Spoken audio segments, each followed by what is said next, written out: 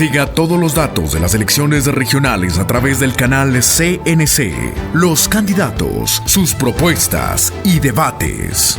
Cubrimiento especial de la jornada electoral, próximo 29 de octubre. Usted decide, elecciones 2023. CNC, el canal de la democracia en Nariño.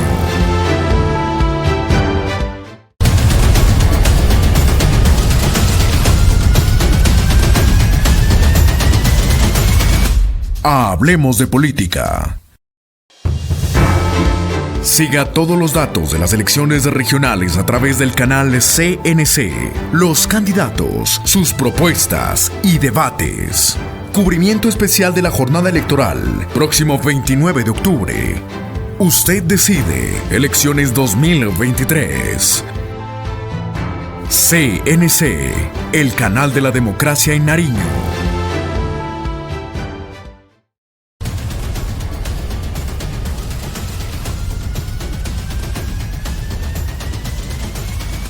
Hablemos de política. Qué gusto saludarlos. Aquí estamos nosotros en Hablemos de Política, el espacio democrático del canal CNC. Siga opinando. Aquí están las redes abiertas para que usted hable, opine con nosotros de lo que está pasando en el proceso electoral. Claro, unas semanas muy movidas con todo lo que son las campañas. Recuerde que el próximo 24 de octubre realizaremos el debate con la gran alianza de medios. Todos los medios aliados a Prisa Media, Caracol Radio, Tropicana, la W, todo lo tiene que ver con la plataforma digital de El País América, el canal CNC, CNC Online y todas las plataformas digitales que nos acompañan para que ustedes puedan conocer de primera mano qué piensan los candidatos, pero qué proponen los candidatos en torno a estas próximas elecciones. 24 de octubre, gran debate con candidatos a la alcaldía de Pasto. 25 de octubre, gran debate con los candidatos a la gobernación de Nariño. Esté muy pendiente porque seguramente tendremos sorpresas en este proceso electoral. Hoy un gran invitado, candidato a la gobernación de Nariño, es el representante del Centro Democrático y que va avanzando y que va creciendo en ese contacto directo con el ciudadano y con muchos sectores políticos del departamento de Nariño. Doctor Carlos Portilla Rubio, qué gusto tenerlo aquí en CNC y en Hablemos de Política. Muchísimas gracias a CNC y a usted, señor periodista Pablo Paz. Estamos muy contentos, efectivamente, como usted lo manifiesta, vamos en una posición de crecimiento en la audiencia y en el electorado. Las ideas que hemos ido planteando tanto en los programas de los periodistas como en los debates que se han surtido hasta el momento calan en la gente porque responden a las necesidades y a los problemas más urgentes como el problema de la juventud. Oiga, yo he estado muy atento y siguiendo su campaña y le soy muy sincero, he estado pendiente de los debates, me ha gustado muchas de las posturas que usted ha entregado alrededor de lo que es el manejo del departamento de Nariño, pero hoy usted tiene ese contacto directo con el ciudadano. Esa posibilidad de diálogo, de estar pendiente en las redes sociales, en los medios de comunicación, permite ver un Carlos Portilla diferente de lo que nos imaginábamos empezando esta campaña. ¿Qué tanto ha evolucionado su campaña?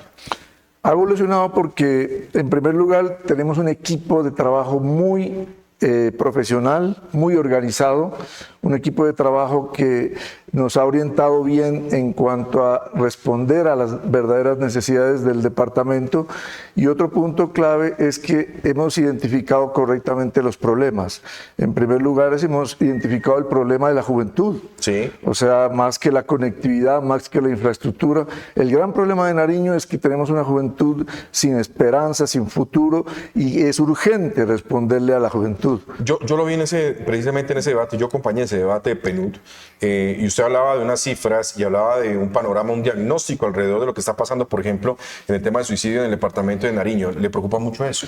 Es total preocupación porque el análisis que han hecho los entendidos encuentra que la gente joven, por estar desocupada, por no tener un trabajo o un emprendimiento o una ocupación, se dedica a las redes, a celulares y encuentran ahí plataformas que no son buenas, sino plataformas que los inducen conducen al vicio o a actos, a cometer actos colectivos de suicidio. Porque la alarma la disparó el alcalde de Aldana cuando hace un mes informó que se habían suicidado 7 muchachos en menos de 15 días. Y creo que hay otros 2 antecedentes que son del mismo municipio, o por lo menos del sur de Nariño, que llaman la atención, que son muy parecidos, ¿no? Sí, pasa eso y además pasa algo más grave todavía aún. Y es que esa tendencia es de todo el departamento. La tendencia a autoeliminarse, y en algunos sitios del departamento, en la zona sur, se eliminan los jóvenes tomando furadán, que es un pesticida de grandes daños al ser humano. O sea que además de autoeliminarse, se causan un sufrimiento supremo porque se destruyen todo su sistema digestivo. Doctora Carlos, sobre esta situación y sobre este diagnóstico, usted es muy juicioso y sobre todo muy estudioso de varias situaciones. ¿Qué ha encontrado en Nariño que le preocupe y que se debe solventar de manera urgente? Yo sé que usted me va a decir el tema de seguridad, porque habla muy bien de eso, tiene un diagnóstico muy claro, pero hay situaciones urgentes que hay que atender. ¿Por dónde empezaría? Yo empezaría por el tema de la salud pública de los jóvenes y de la gente. Esencial, sí, usted menciona. Que es un tema de salud mental. Y el tema de salud mental tiene que tratarse como cualquier tema de los prioritarios de la política pública de salud.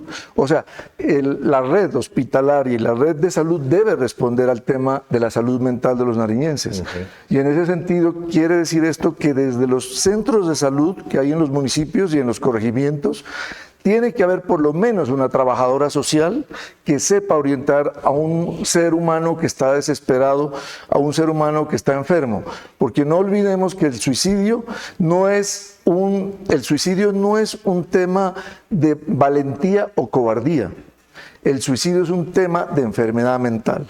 La gente no se suicida porque es valiente o porque es cobarde.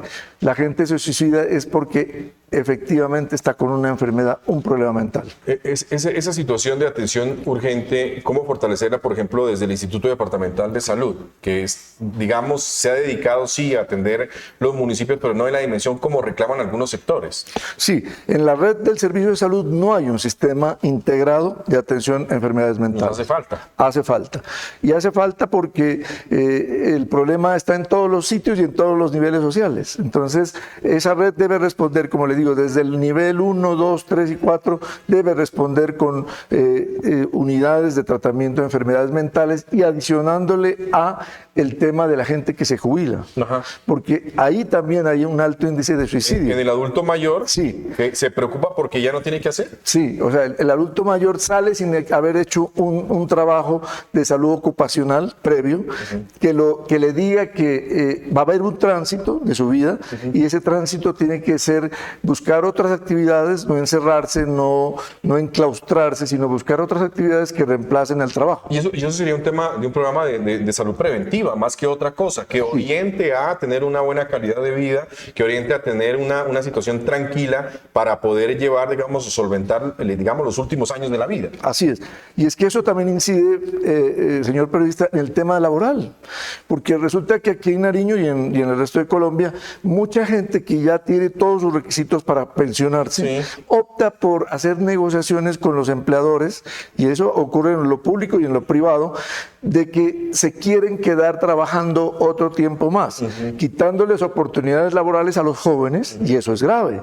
Porque y no disfrutando su vida. Y no disfrutando esa etapa que si se hace ese trabajo de salud ocupacional, pues es para que la disfruten, para que la gocen con sus esposas, con sus hijos, con sus nietos. Entonces, allá va orientado ese programa también de la salud pública, de política de salud pública, con ese complemento de salud ocupacional para la población prepensionada. Muy bien. Doctor Carlos, hay que ponernos ya en el punto de ver qué está pasando con el departamento de Nariño y hacia dónde apunta un tema de administración. Si usted llega a ser gobernador de Nariño, seguramente va a tener muchísimos retos de lo que está pasando. Hoy estamos afrontando una crisis humanitaria supremamente delicada con ese tema de la presencia de estos grupos armados ilegales y la confrontación directa, desplazados, confinamientos. Hay unas situaciones supremamente delicadas.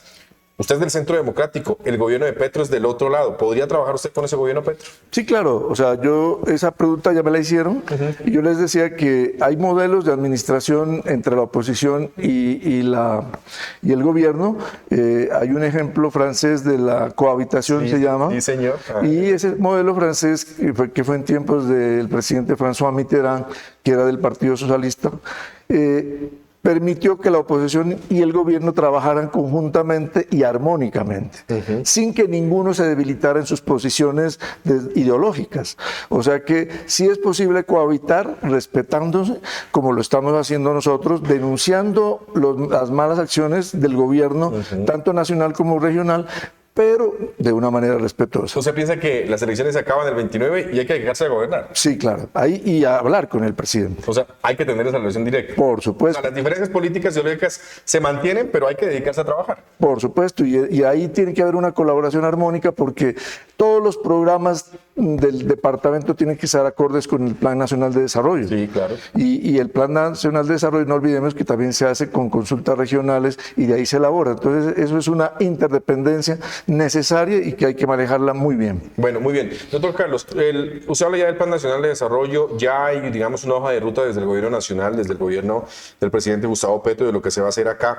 A nosotros como nariñenses nos llama poderosamente la atención lo que se va a hacer, pero no queremos que eso se quede en palabras. Y el gobernador va a ser fundamental para que se cumpla por lo menos en algún porcentaje de lo que se promete. Por ejemplo, para nosotros el tema de infraestructura es supremamente vital y esencial. Esa prioridad de trabajo con gobierno nacional, ¿usted la enfocaría en esa conexión? Sí. Para el tema de infraestructura, que es muy importante y usted lo toca muy acertadamente, vamos a hacer una alianza con los departamentos del Piedemonte Amazónico, que son Putumayo, Caquetá, Huila, Cauca y Nariño. O sea, una gran región de administración departamental. Y de fuerza y de poder político. Y de poder político. ¿Para qué? Para gestionar ante el gobierno nacional, en primer lugar, la modificación del contrato de la obra San Francisco Mocoa. Ah, bueno, por tiempo. Sí. Es mucho tiempo lo que Sí, pusieron a eso. es un contrato hecho a 10 años con vigencias futuras, que eso lo hace más difícil. Sí, claro. Entonces, lo que vamos a plantear con esos 5 departamentos es que ese contrato se modifique a 3 años, porque solamente faltan terminarse 28 kilómetros. 3 años. Sí, y 28 kilómetros faltan por terminarse. Que sería lo más crítico de la zona selvática del Putumayo. Pero no es lo más crítico, porque lo más crítico ya está resuelto porque los viaductos ya están construidos. Falta es construir la parte que va sobre el terreno selvático, que sobre una parte del terreno selvático menos sensible ambientalmente, pero que también tiene que ser tratada con cuidado. Pero la parte más sensible ya están construidos los viaductos. Ya está intervenido. Ya están hechos los viaductos. Entonces, por ese lado, ¿usted piensa que es más fácil, más factible tener la construcción por ese lado? Sí, y en 3 años es factible. Es corto. Y la pregunta es, ¿cómo se va a financiar? Entonces, ahí le vamos a sugerir al Gobierno Nacional que trabajemos con la Corporación Andina de Fomento, que es una entidad, como usted sabe, de crédito multilateral, que perfectamente tiene líneas de crédito para ese efecto. O sea, en ese tema y en este análisis que usted nos hace, en ese diagnóstico, ¿usted cree que es más fácil que se construya esa vía por Mocoa, por el Putumayo, que construir esa primera fase de la variante entre Timbío y el Estanquillo en la vía panamericana normal? No, hay que trabajar las dos al tiempo, pero no doble calzada Pasto-Popayán, porque eso es una utopía. Pues es una obra que va a ser más compleja, de un costo superior a los 4 billones de pesos. Muchísimo más, creo yo. Entonces, yo pienso que hay que trabajar simultáneamente los 28 kilómetros de Santiago-Mocoa, San Francisco Mocoa, y el tramo Timbío-El Estanquillo. Pero hay una situación adicional a esa vía que usted menciona, la que va por el Putumayo, y es que tenemos nosotros no una vía tan óptima ni tampoco tan técnica entre el Encano y San Francisco. Ah, sí. Ese tramo es un tramo de rediseño. Ya no es tanto de construcción, sino rediseño. Mejorarla para que puedan transitar tractomulas por ahí. Sí, exactamente, porque hay unos tramos bastante pendientes, unas curvas muy cerradas. Igual, llegando a la parte del Valle de Sibundoy, hay una situación muy compleja. Pero sí es viable, sí es posible. Sí es viable. Es el tramo específicamente, el Encano-Santiago. Y ese tramo, cuando ya se hizo la pavimentación, ya se hizo la licencia ambiental. ¿Sí? O sea, ya tienen licencia. O sea, hubo licencia ambiental para Pavimentación. Correcto. Pero si ya se hizo para pavimentación, hay una mayor facilidad de que las autoridades ambientales concedan una licencia para el rediseño de algunas curvas que tiene forzadas ese tramo. Oiga, me voy a otro punto, que también está, ya que nos metimos en el tema de infraestructura, se lo voy a preguntar, y es importante saber cómo se visualiza este desarrollo y sobre todo ese aprovechamiento de las terminales aéreas que tiene hoy el departamento de Nariño. Tenemos un aeropuerto en Ipiales funcionando a medias y este aeropuerto de Chachagüí que funciona cuando quiere, o sea, con todas las problemáticas. Es mejor pensar que al contrario de que nos envíen a Cali, nos vuelvan a conectar con Cali o con Bogotá, ¿sí entre a funcionar de verdad la terminal en Ipiales? Sí, al aeropuerto de Ipiales le hace falta una ampliación de pista de 200 metros, nada. Que es mínimo. Nada. Sí. Pero también le hace falta al aeropuerto de Ipiales el mejoramiento del terminal, porque tiene una terminal que hay que conservarla porque es un patrimonio. Pero ya hay plata para eso. Sí, y hay una terminal que hay que conservarla porque es un patrimonio, pero hay que hacer una nueva terminal. O sea, la que está hay que dejarla. Sí. Restaurarla. Restaurarla. Y la nueva tendrán que hacerla completa. Totalmente nueva porque el crecimiento del tráfico aéreo hacia Ipiales va a ser grande cuando se termine esos 200 metros y cuando sea alterno al de Pasto para que en vez de llevarnos a Cali nos desembarquen en Ipiales. Nos ponen a hora y media, hora y cuarto. A una hora por la doble calzada. Así Oiga, es. ¿por qué no pensar que esa terminal puede ser una terminal internacional?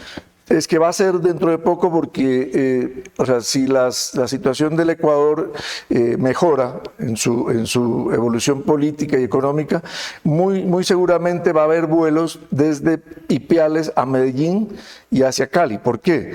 Porque ustedes saben que con el dólar están comprando muchos bienes de producción colombiana que son baratos para ellos y la gente, en vez de viajar por tierra, viajaría por avión desde Ipiales. Entonces, es muy probable que desde el Ecuador haya vuelos que lleguen a Ipiales y que en Ipiales embarquen gente hacia el norte de Colombia. Doctor Portilla, ¿cuál es su visión sobre lo que puede pasar con el agro y cómo apoyarlo desde el sector público? El sector agropecuario. Pues el sector agropecuario tiene una situación que es fácil de entender. Es que los agricultores nariñenses nunca se preocuparon por o alistar o transformar sus productos. Alistarlos quiere decir lavarlos, clasificarlos, seleccionarlos, empacarlos y etiquetarlos. Solo ese proceso de alistamiento implica para cualquier producto agrícola o del sector agropecuario un 40% más de valor del producto. ¿40%? Sí. ¿Cómo hacerlo? ¿Cómo hacerlo? Vamos a instalar maquilas en los 64 municipios del departamento, no de la gobernación, sino de empresarios privados a los que los vamos a apoyar nosotros, para que esas maquilas hagan esos procesos a los agricultores. La maquila, como todos sabemos, es un arrendamiento de un servicio. ¿Ya? Yo voy con mis productos, llevo mis 20 bultos de maracuyá ahí en el tablón, en el municipio de Taminango. En esa maquila me hacen el lavado, el seleccionado, clasificado, empacado y etiquetado y me la entregan lista para yo despacharla a Cali o a Bogotá, porque ahí mismo en el sector de las maquilas va a haber un kiosco de comercialización con conectividad y cadena de frío. Entonces, ¿qué pasa? Que la maquila ya entrega el producto y el agricultor va a donde está el kiosco y ahí está el muchacho con su computador, el emprendedor con su computador y le dice, por favor, conécteme con Cabasa, con la central mayorista de Cabasa, hágame este negocio, tengo 20 bultos de maracuyá, por favor, ofrézcamelos allá y hace la conectividad. Todo lo manejamos en línea, todo lo trabajamos en línea, ponemos a operar esas maquilas y ponemos a funcionar a todo el mundo, sector privado y sector público, digamos en este caso, muy aceitaditos en el buen funcionamiento para que todo funcione, digamos, de manera óptima. Pero le pregunto, si tenemos puerto o podemos tener un puerto seco o la zona franca, ¿por qué no funciona con esa idea? Bueno, lo que hay que hacer es, Ipiales es una zona económica especial. Sí. Allá hay una empresa, por ejemplo, que está haciendo uso de ese sistema. Se llama... Es mínimo, el porcentaje es muy bajito. Es una empresa que ha tenido grandes dificultades, pero es un buen ejemplo. Usted sabe mucho de eso porque usted trabajó en Ipiales. Sí, yo asesoro empresas de comercio exterior allá. Entonces, ese es un ejercicio que hoy va cogiendo fuerza porque ellos no tenían una salida de sus productos que estaban procesando ahí. Ahora la salida que han encontrado es Quito. El aeropuerto de Quito, que es un aeropuerto, pues, es un aeropuerto súper internacional. Sí, es cómodo, grande, es cómodo. importante. Hay una supervía desde Ipiales hasta Quito de 5 horas y ellos ya han encontrado esa fortaleza. O sea que lo de Ipiales se lo llevan a Quito para sacarlo desde Quito cuando tenemos puerto casi a la misma distancia. Pero es más fácil embarcar por avión desde Quito que llevarlo, por ejemplo, a Tumaco, porque, o sea, la verdad es que Tumaco tiene 2 problemas que los vamos a gestionar inmediatamente. El primero, ya hay el puente sobre el río Mataje y la vía que conecta Colombia y Ecuador. Sí, correcto. Le hace falta la infraestructura de oficinas de la DIAN. ¿Para qué? Para el proceso de comercio exterior. Ya. Porque ellos son los que dan el levante de las mercancías en el proceso aduanero. El CEBAP. Exactamente. Hacen falta oficinas del ICA para que haga la inspección sanitaria de los productos y hace falta la oficina de Migración Colombia. Las 3. Entonces, vamos a hacer la gestión apenas nos posesionemos para que esas 3 oficinas por lo menos en 3 meses estén funcionando. O sea, que haya esa tranquilidad como existe hoy en Ipiales, en Rumichaca, se tengan las mismas condiciones en Tumaco. Sí. ¿Y eso no permitiría también pensar de otra manera Tumaco? Sí, o sea, Tumaco va a tener un desarrollo inmenso con esa obra y con comercio exterior por ese puente. Pero además de eso, Tumaco va a estar en un plan nuestro que se llama los cultivos ilícitos, sustituyámoslos con cultivos lícitos rentables, que son los que se van a listar los productos y transformar. ¿Y qué lista de productos podrían ser esos? Todos los que antes se cultivaban en toda la costa pacífica. Chontaduro, palma de coco. No nos olvidemos que Nariño hoy en día es el primer productor de palma de coco de Colombia. Palmito. El palmito. Antes se cultivaba el arroz en toda la zona de Las Priellas, de Llorente. Entonces, hay muchísimos productos que el plátano, que se va a volver a cultivar y que ya no nos vamos a conformar con venderlos sin transformar. Ya les vamos a poner valor agregado para que el campesino gane entre el 40 y el 70% más de rentabilidad. ¿Cómo va a ser para garantizar la seguridad para que eso se pueda hacer? Bueno, lo primero que vamos a hacer en el tema de seguridad es que dentro de nuestro gabinete van a haber por lo menos 2 secretarios que van a ser de las fuerzas de la reserva de las fuerzas militares y de la policía. Porque ¿quién sabe más del tema de orden público que ellos? Ideal sería que conozcan la región. Correcto. Entonces, ahí vamos a tener 2 personas de la reserva para que hagan el puente con las autoridades militares y de policía más fácil, además. Porque entre ellos se entienden porque hablan el mismo idioma. Pero además de eso, vamos a hacer una unidad unidad de mando conjunta para unir las fuerzas militares, las fuerzas de la naval en Tumaco, las fuerzas de policía y la Fiscalía General para que respondamos tempranamente a los problemas de inseguridad y de desorden público. O sea que si tenemos una cadena de mando unificada, vamos a ser rápidos en la respuesta al delito. Hoy, bueno, digamos que en estos últimos días, mejor, en las Naciones Unidas contra las drogas y el delito, nos revelaron nuevamente el más reciente informe alrededor de hectáreas sembradas de cultivos ilícitos. Ocupamos nuevamente el primer lugar. No está bien eso.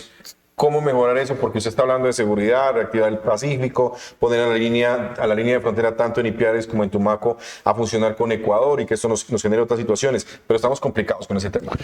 Ese tema es grave, pero hay que afrontarlo de manera humanitaria también, porque es que acordémonos que hay una droga sintética que se llama pentanilo, alguna cosa así, pentanilo, sí, que empezó a reemplazar a la cocaína. Sí, señor. Y a la heroína.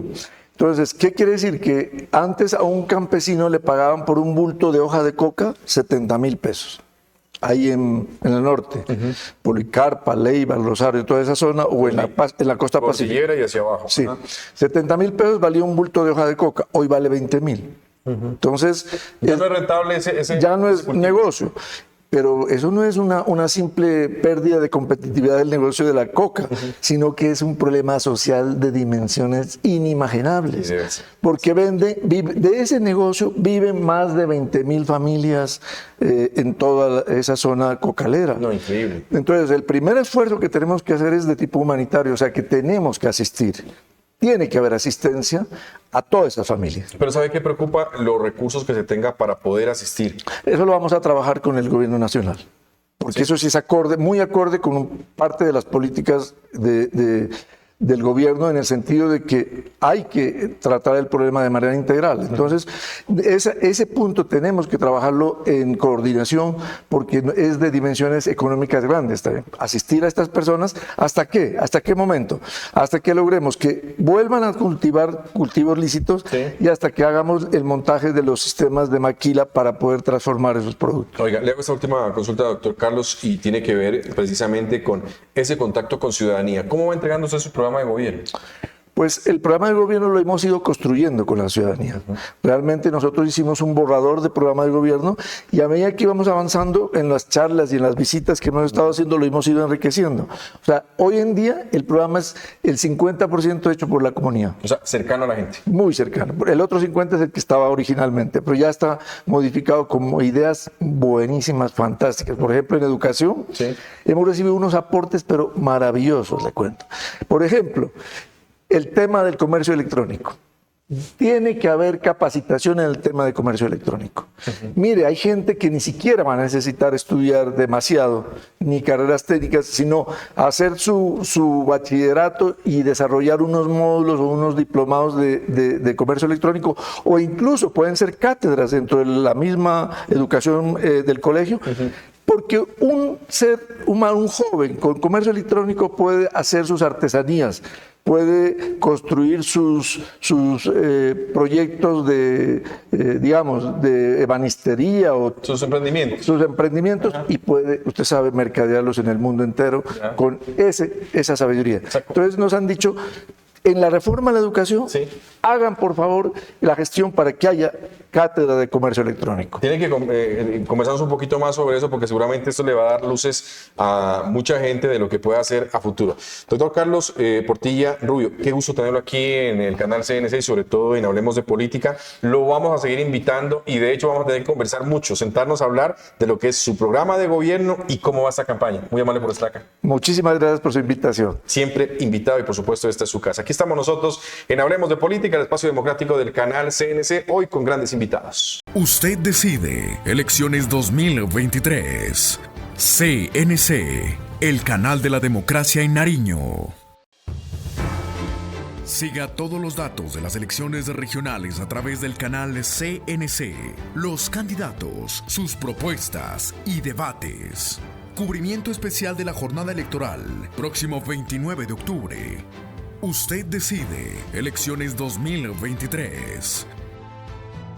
CNC, el canal de la democracia en Nariño. Siga todos los datos de las elecciones regionales a través del canal CNC, los candidatos, sus propuestas y debates. Cubrimiento especial de la jornada electoral, próximo 29 de octubre. Usted decide. Elecciones 2023. CNC, el canal de la democracia en Nariño. Usted decide. Elecciones 2023.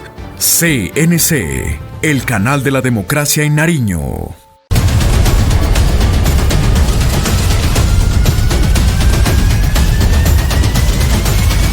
Hablemos de política.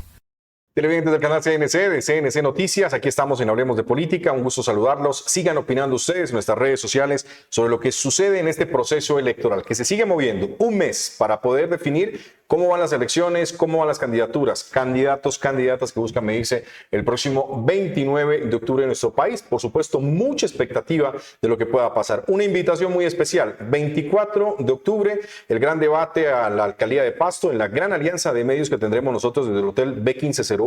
Todos los candidatos que están hoy midiéndose a esta contienda que seguramente tendrá una definición muy especial.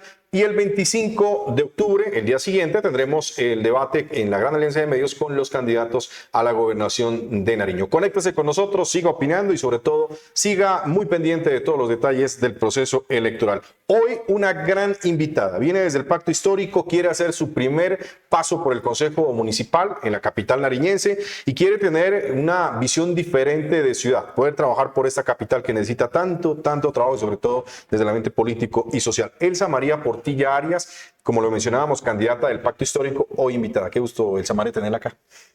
Gracias, Paulo, a usted, a la audiencia que sabemos que lo sigue y lo acompaña de manera juiciosa. Entonces, el saludo también cordial para toda la gente que nos sigue. Bueno, este es el espacio para ustedes, para que les cuenten un poquito a los ciudadanos qué quieren hacer. ¿Por qué quiere llegar al Consejo de Pasto, Elsa María? Bueno, una decisión que fue bastante pensada, bastante reflexionada y sobre todo acompañada también de voces cercanas. Creo que hemos transitado por momentos importantes, ¿no?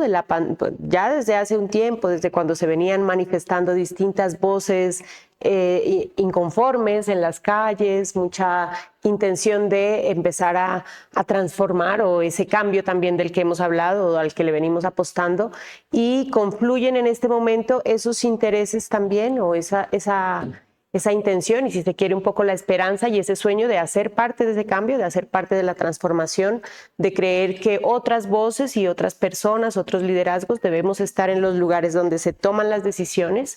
Uno de esos es el Consejo de Pasto, con visiones también de ciudad que alimenten o nutran esas discusiones y lo que allí se debate, lo que allí se conversa también, pues con otras posibilidades, ¿no? Con otras experiencias, con otras visiones, y creemos que es el momento, que esa transformación la hacemos caminando también desde allí y ocupando estos lugares. Y eso es lo importante, ir caminando. Cuéntenle un poco quién es Elsa María, la gente de Pasto y sobre todo de los televidentes nuestros, seguidores en redes sociales. ¿Quién es usted? Bueno, a ver, hemos venido contándoles un poquito de cómo se une también a esta intención de llegar al Consejo, ese recorrido personal y laboral, experiencial, de vida que hemos tenido. Elsa María Portilla es pastusa. Seguramente, como muchas de las personas que ahora habitamos este territorio, hija de personas que vinieron de otros municipios a buscar oportunidades a Pasto, pero ya nacida aquí, de una familia pastusa y con un profundo arraigo por la identidad que hemos venido construyendo, ¿no? En este lugar. Con un enorme corazón nariñense, digamos nosotros. Sí, muy pegada de eso. Y desde allí, pues, todo lo que esto permite, ¿no? En cuanto a sensibilidades, a experiencias, también a intereses. Tuve la oportunidad de tener una formación más en las áreas sociales. Soy psicóloga y soy licenciada en educación. Y de manera complementaria tuve también la posibilidad de adelantar mi formación de maestría en estudios Mujeres, Género y Ciudadanía, una formación que hice fuera del país, siempre con la intención, pues, de retornar aquí y de poder trabajar o aplicar, como muchas veces se dice, esta formación. Y de manera más reciente aquí con la Universidad de Nariño adelanté estudios de especialización en gerencia en gobierno y gestión pública. Paralelamente, siempre también con una oportunidad bien importante de haberme desempeñado en el sector público. He trabajado en distintas administraciones, teniendo la responsabilidad directiva en la Secretaría de Bienestar Social, con distintos proyectos sociales allí también, donde se trabaja sobre todo poblaciones, ¿no? Personas mayores, mujeres, madres, cabezas de familia, habitantes de calle, jóvenes en situación de calle también, y poder allí conocer un poquito del funcionamiento de lo público.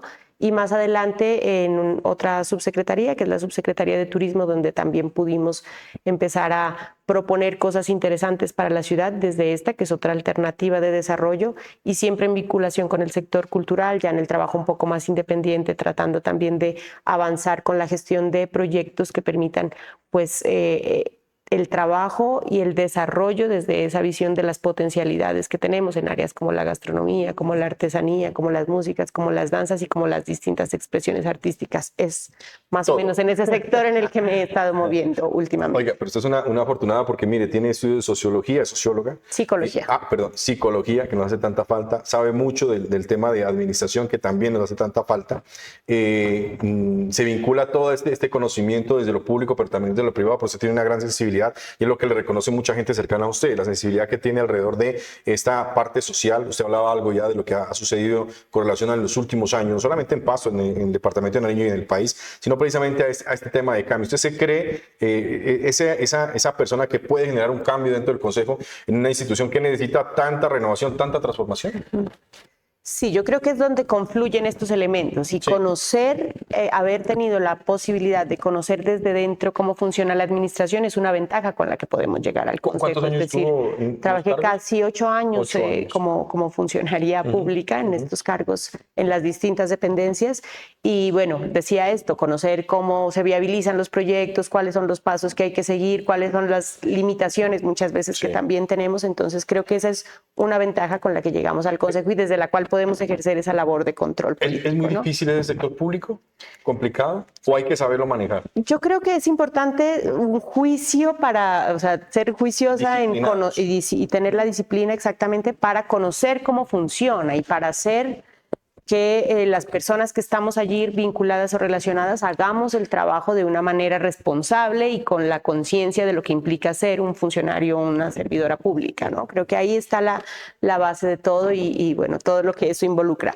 Entonces, poder llegar allí con esta experiencia y con este conocimiento creo que nos da una ventaja importante, una posibilidad importante, pero también usted lo planteaba como en términos de qué es lo que vamos a hacer allí en el Consejo, ¿no? Claro. Entonces, tener esta visión nos permite no solamente conocer, sino ampliar seguramente a otras oportunidades que se pueda tener en la perspectiva también que se tiene y creo que esa experiencia junto con la posibilidad que hay en este momento, pues lo que nos va a permitir es tejer, haber estado también cerca de movimientos sociales, de organizaciones sociales, de colectivas que han en este momento querido también respaldar esta candidatura, como que el poder decir, está esta experiencia o está esta experticia, esta formación, pero está también el diálogo cercano con con las organizaciones que en este momento han sido también las que han abanderado distintas luchas, una de esas, los derechos de las mujeres, pues nos va a permitir tejer entre ese lado y el otro, y eso es lo que yo pongo en disposición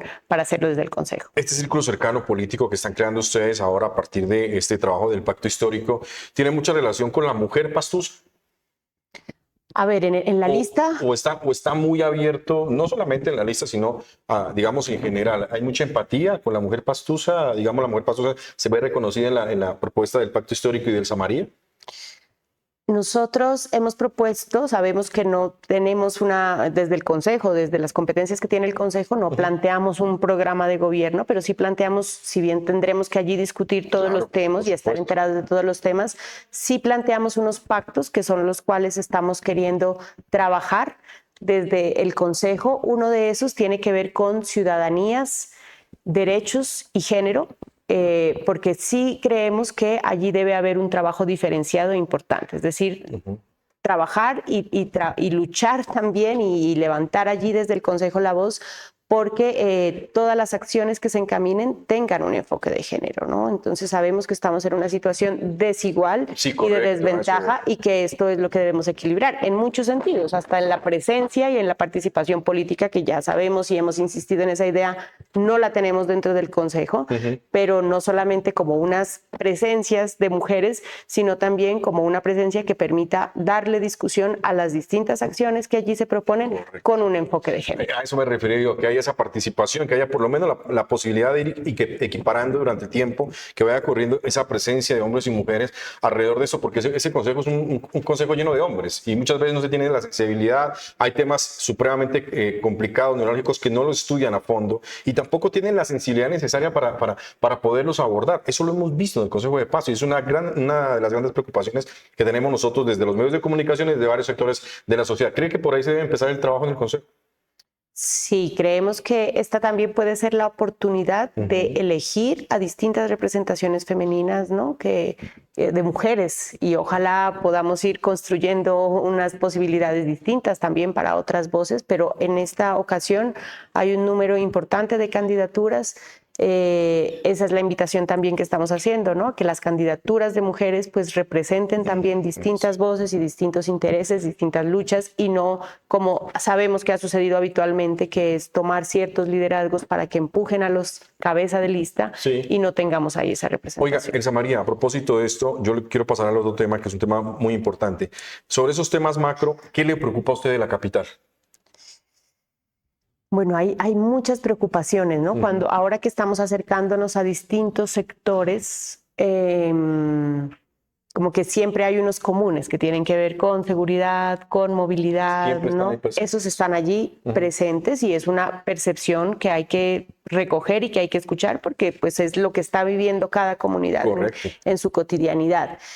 Sin embargo, sabemos que en esa intención de cambio y de transformación, pues hay situaciones de base que tenemos que empezar a trabajar. Es decir, claro que hay que atender la situación de inseguridad, la situación de movilidad que nos preocupa en el día a día, pero sabemos que allí de fondo hay problemas también en la formación ciudadana o en la construcción de una cultura ciudadana que nos permita el respeto, que nos permita una convivencia armónica, que nos permita el cuidado por nuestra propia vida y el cuidado por la vida de las demás personas, ¿no? Entonces es también, sabemos que no lo vamos a transformar todo en 4 años en una sola entidad como el Consejo, pero sí creemos que si esa visión le apunta a trabajar temas profundos que tienen que ver con la convivencia, con el reconocimiento de las diferencias, con el trabajo entre esas diferencias, con el abordaje de los distintos derechos civiles, políticos, culturales, económicos y con el reconocer tal vez y trabajar desde todas las potencialidades que tiene una ciudad como Pasto, pues podemos también de manera que se puede decir secundaria, darle atención a estas otras necesidades. Ir escalando esa problemática. Otro tema principal, y yo digo macro, que tiene que ver con el desarrollo integral de la ciudad, es ese ajuste excepcional del POT. Hay que tener conocimiento de esos documentos, hay que hacer los debates como corresponden, pero también acompañar estos debates con especialistas y la ciudadanía. La ciudadanía no puede quedar por fuera de eso. ¿Qué opina usted? Ahí hemos tenido una falencia importante y es en abrir distintos espacios de participación, ¿no? Hemos tenido ya experiencias en el municipio, lo que conoce la gente como presupuestación participativa o los cabildos, que no pueden ser decisiones que tome una administración si se hace o no se hace, sino que deben recogerse como procesos que tengan continuidad y que son los que abren la participación a los distintos grupos ciudadanos. Es error haber terminado los cabildos en Pasto, ¿no?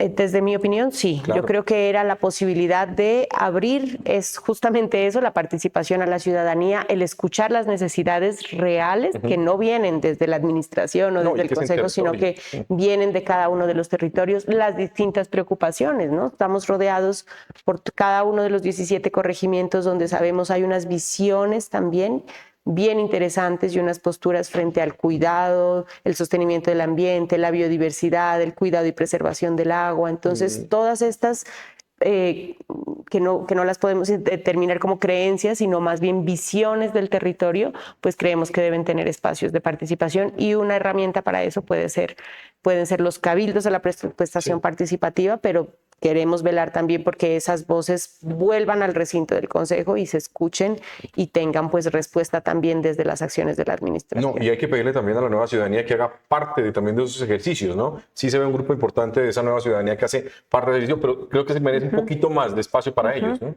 Sí, clave esa participación en los 6 primeros meses cuando se esté formulando plan de desarrollo.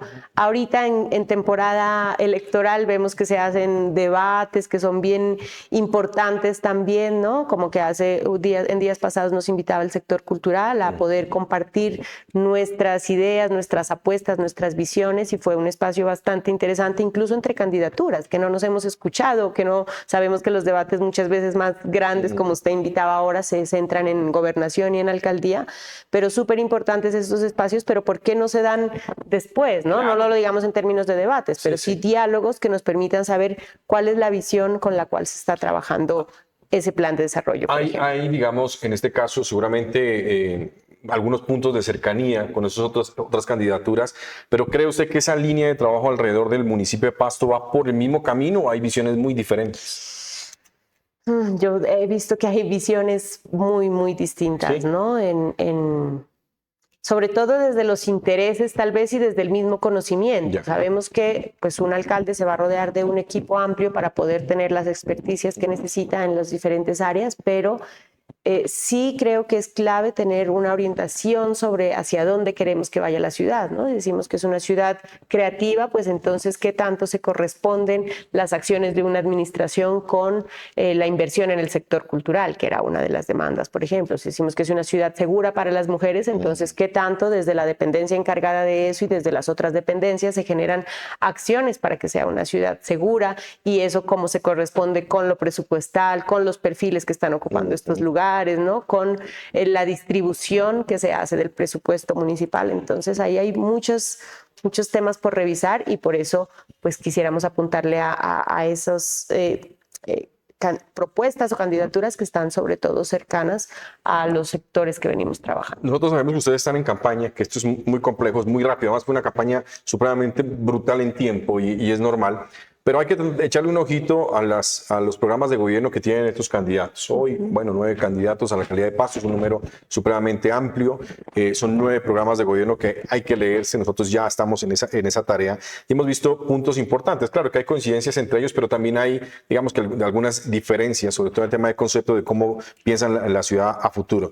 ¿Le llama la atención en particular alguna campaña que usted haya visto, mire, estaba por este lado y puede ser el futuro de la ciudad? ¿O todavía está en la expectativa de análisis? No, yo creo que es importante este ejercicio de revisión de las distintas propuestas. Creo que no sé si en otras elecciones, pero hay varias candidaturas a la alcaldía. Yo hago parte de la lista del Pacto Histórico, sí, claro, y la lista del Pacto Histórico tiene sus candidaturas para gobernación, para alcaldía.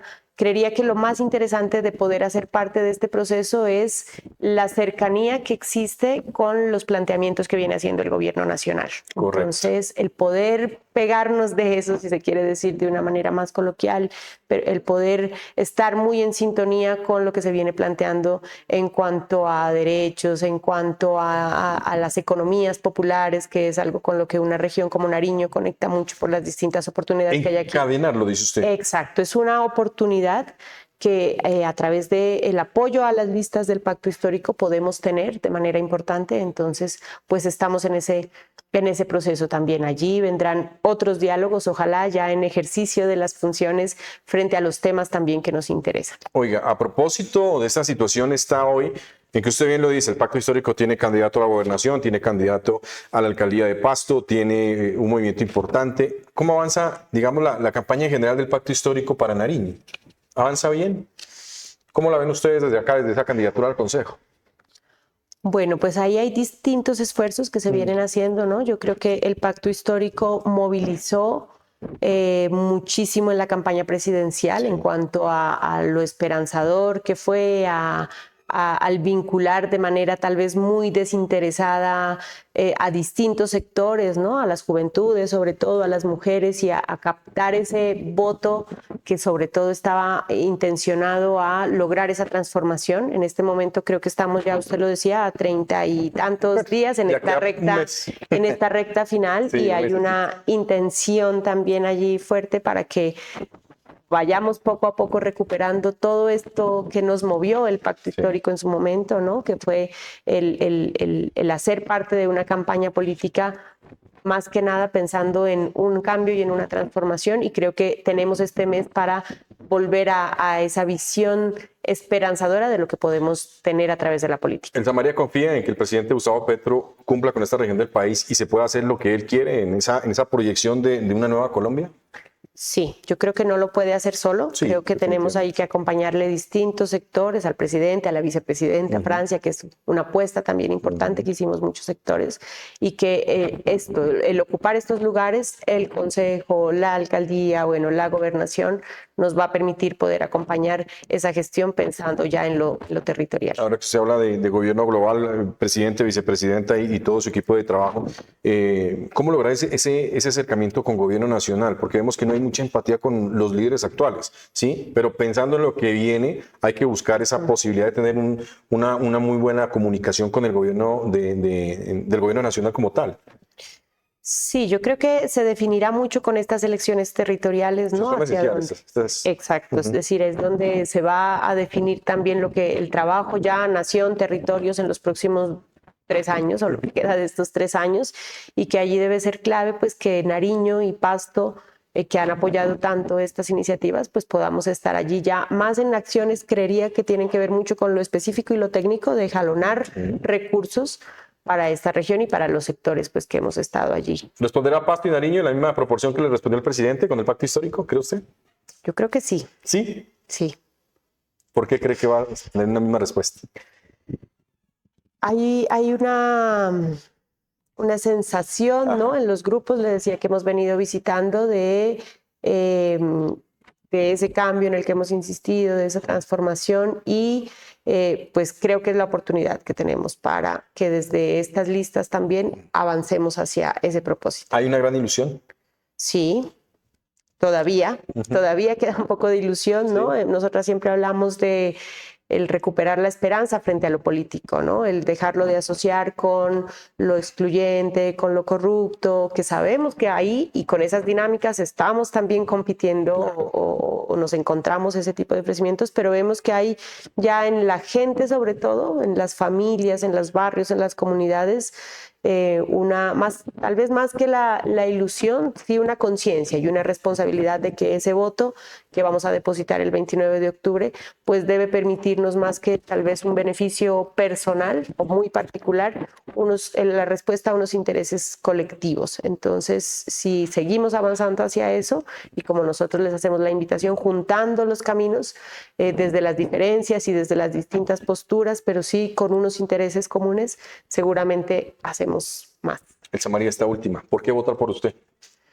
Bueno, hemos venido insistiendo en el poder reconocer primero el poder propio que tenemos muchas mujeres y ese poder pasa por reconocer que hay una formación, que hay una experiencia, que hay un conocimiento de lo administrativo, que hay una cercanía también con procesos sociales que son los que nos permiten en este momento invitar a tejer, ¿no? Invitar a no estar tan apartados o el sector político por acá y el sector social por acá.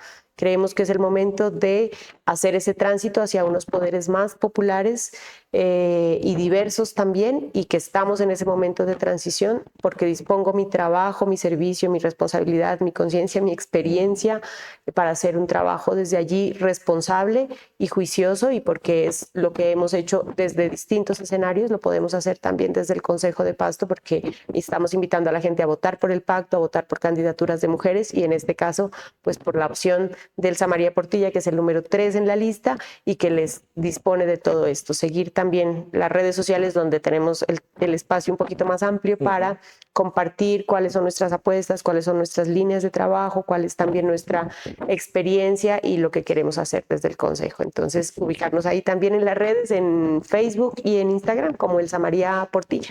Oiga, Elsa María, qué gusto haberla tenido aquí en Hablemos de Política y CNS Noticias. A usted, Pablo, muchas gracias por estar siempre informándonos y ojalá podamos hablar también desde el Consejo de Pasto. Ojalá sea así y se pueda dar esa presencia en el Consejo de Pasto con muchas mujeres que están buscando llegar y tener esa curul en esta corporación que necesita un cambio, una renovación, una transformación urgente. Elsa María Portilla, candidata del Pacto Histórico al Consejo de Pasto, nuestra invitada de hoy aquí en Hablemos de Política. Únicamente reiterarle la información y la invitación para que el próximo 24 de octubre nos encontremos con el debate en la gran alianza de medios con los candidatos a la alcaldía de Pasto. El 25 de octubre tendremos los candidatos a la gobernación de Nariño. Conéctese y opine. Aquí estamos nosotros en Hablemos de Política.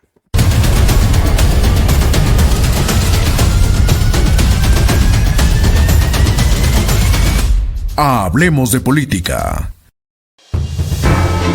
Siga todos los datos de las elecciones regionales a través del canal CNC, los candidatos, sus propuestas y debates.